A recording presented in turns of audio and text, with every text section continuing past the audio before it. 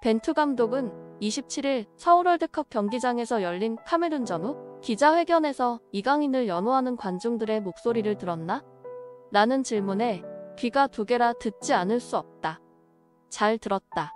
라고 답했습니다. 이날 경기 중 이강인이 출전하지 않자 관중은 이강인을 반복적으로 연호하면서 벤투 감독에게 야유를 보냈습니다. 하지만 벤투 감독은 관중들의 이강인 출전 요구를 잘 들었다면서도 개의치 않는다는 반응을 보여 많은 논란이 되고 있습니다. 그리고 벤투 감독의 이런 단호함과 고집을 4년 전에 예견한 축구 전문가가 있어 화제가 되고 있습니다. 지금부터 알아보겠습니다. 서울 월드컵 경기장에서 열린 카메룬과의 평가전에서 후반 35분경 파울루 벤투 감독은 부상당한 황의조를 대신하여 백승호를 교체 투입하려 준비했는데요.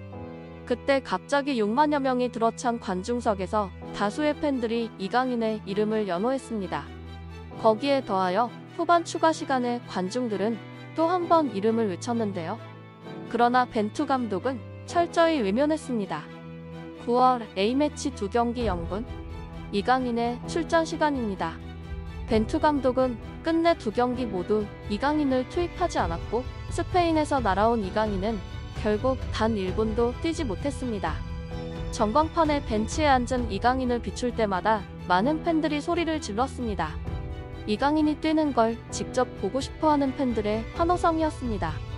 벤투 감독은 카메룬전 경기 후 기자회견에서 이강인을 연호하는 관중들의 목소리를 들었나? 라는 질문에 귀가 두 개라 듣지 않을 수 없다.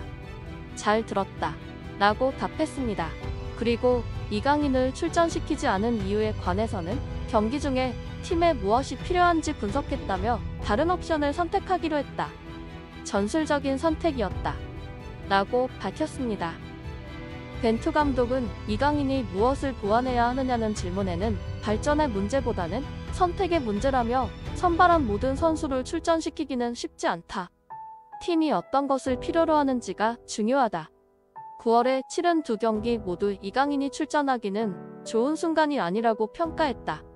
라고 답했습니다. 마지막으로 벤투 감독은 전반적으로 좋은 경기를 했다. 찬스가 있었고 경기를 주도했다. 후반에도 명백한 찬스는 주지 않았다. 좋은 경기였고 정당한 승리라 생각한다. 라고 밝혔습니다. 이번 카메룬전은 전반과 달리 후반에 공격이 잘 풀리지 않았는데요.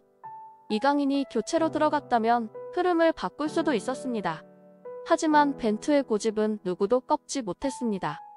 4년 전 이런 벤투 감독의 고집과 완고함을 예견한 축구 전문가가 있습니다. 바로 대한축구협회 정보전략소위원회이자 축구 해설가로 유명한 한준희 해설위원입니다. 다음 스포츠에서 방송된 한준희, 장지연의 원투펀치에서 4년 전 국가대표팀 감독 선임 직전에 벤투 감독에 대해 어떻게 생각하는지 이야기를 나누었습니다. 이에 한준희 해설위원은 감독 선임에 대하여 가장 세밀하게 봤던 부분은 그 감독이 데리고 있는 스태프에 대한 부분입니다. 벤투 사단의 스태프가 다른 감독들의 스태프에 비해 가장 우수하다는 평가였습니다.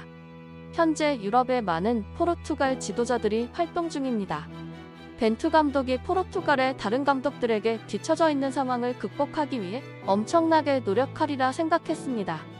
그리고 벤투 감독은 한국에서 성공해서 다시 자기 사단을 데리고 유럽으로 금이 환영하고 싶다라는 생각이 있는 것 같아요. 그 때문에 벤투 감독 선임이 다시 치고 올라갈 것 같은 야망, 욕망 이런 부분을 고려한다면 우리에게 나쁘다고 할 수 없습니다.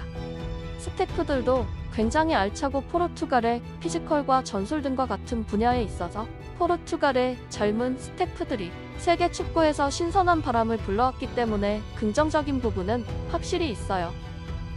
하지만 벤투 감독의 몇 차례 실패의 요인 중 가장 중요한 요인은 완고함이에요. 4년간의 하향세가 온 주요 원인 중에 하나가 완고함이 지나치기 때문이에요. 그래서 벤투 감독이 상당히 고집이 세고 완고한 나머지 선수들과도 불화가 있었습니다. 이 선수는 포르투갈 입장에서 무조건 써야 하는 선수인데 자기랑 맞지 않다고 배제했던 선수들도 있습니다. 카르발류, 보싱과 쿼레스마, 마누 페르난데스 이런 선수들과 사이가 좋지 않았어요. 그런 과정에서 써야 할 선수들을 쓰지 않고 지속해서 자신이 선호하는 선수들 위주로 갔는데 선호하는 선수들 가운데서는 폼이 별로인 선수들도 있었어요. 메이렐레스, 벨로소 같은 선수들이 폼이 별로였는데 벤투 감독은 계속 밀어붙였고 이런 과정에서 실패가 시작되었습니다. 벤투 감독은 2014 월드컵에서 포르투갈이 조별리그에서 탈락하자 많은 비판을 받았습니다. 유로 2016 예선에서도 성적을 내지 못하고 부진이 이어지자 결국 경질되었고 벤투 감독이 해임되자 포르투갈은 유로 2016에서 우승을 차지하였죠. 노파심에서 벤투 감독이 본인도 포르투갈에서 안 좋았을 때 심한 불협화음과 폼이 안 좋은 선수인데도 자기 전술에 맞다고 기용을 하고 폼이 더 좋은 선수를 자기 전술에 안 맞다고 기용을 안 하는 그런 완고함에서는 대한민국에서는 하지 말았으면 하는 바람이 있습니다. 라고 벤투 감독에 대해 말했습니다. 앞서 벤투 감독은 지난 20일 훈련 때 이강인을 섀도우 스트라이커, 중앙 미드필더, 측면 공격수에 배치하며 실험했습니다. 그러나 벤투 감독은 이번에 치러진 두 번의 평가전에서 이강인을 결국 기용하지 않았는데요. 벤투 감독은 카메룬과 경기를 하루 앞두고 이강인과 양현준의 출전 가능성을 묻는 말에 경기 중 어떤 일이 일어날지 예측하는 건 어려운 일이다. 어린 선수들은 소속팀에서 경기력과 의지를 보여줘야 한다. 대표팀에 오려면 구단에서 먼저 기회를 받는 게 중요하다. 라고 동문서답했습니다. 이해를 할 수 없는 답변인데요.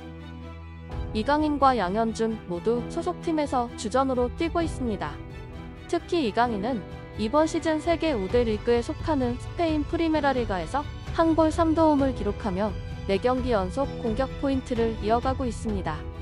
거기에 더하여 리그 도움 1위와 기회 창출에서도 1위를 기록하는 등 유럽에서도 손꼽히는 활약을 펼치고 있습니다. 이번 평가전이 카타르 월드컵 전에 실전에서 호흡을 맞출 수 있는 소중한 마지막 기회입니다. 하지만 벤투 감독은 이강인의 활용법을 찾기 위해 조금의 시간도 할애하지 않은 선택은 충격으로까지 다가올 수밖에 없는데요. 결국 1년 6개월 만에 다시 찾아온 이번 대표팀 승선이 결과적으로 이강인과 팬들에겐 그저 희망 고문으로만 끝난 상황입니다. 지난 벤투 감독의 선택을 돌아보면 애초에 월드컵과는 무관한 무의미한 소집이었습니다. 저는 이런 평가전에서 다양한 선수를 쓰고 테스트해야 하는데 경기력이 좋지 않은데도 똑같은 전술에 비슷한 선수만 쓰는 이유가 궁금합니다. 똑같은 전술로 결과가 좋은 것도 아닌데 폼이 절정으로 올라온 이강인과 양현준 두 사람 모두 테스트조차 하지 않는 게 이해가 가지 않습니다. 그리고 결국 출전시키지 않을 거면 왜 굳이 뽑아서 스페인에서 출발한 긴 비행을 헛고생하게 만들어 체력 낭비와 멘탈을 왜 흔드는지 이해가 가지 않습니다. 이강인이 소속팀에서도 손꼽히는 활약을 보여주고 있다는 점과 나아가 벤투 이후 한국 축구의 미래를 이끌 자원이라는 점을 고려하면 너무 잔인한 현실입니다. 여러분의 생각은 어떠신가요? 여러분의 소중한 의견을 댓글로 알려주세요. 이 채널을 위하여 소중한 시간을 내주셔서 감사합니다.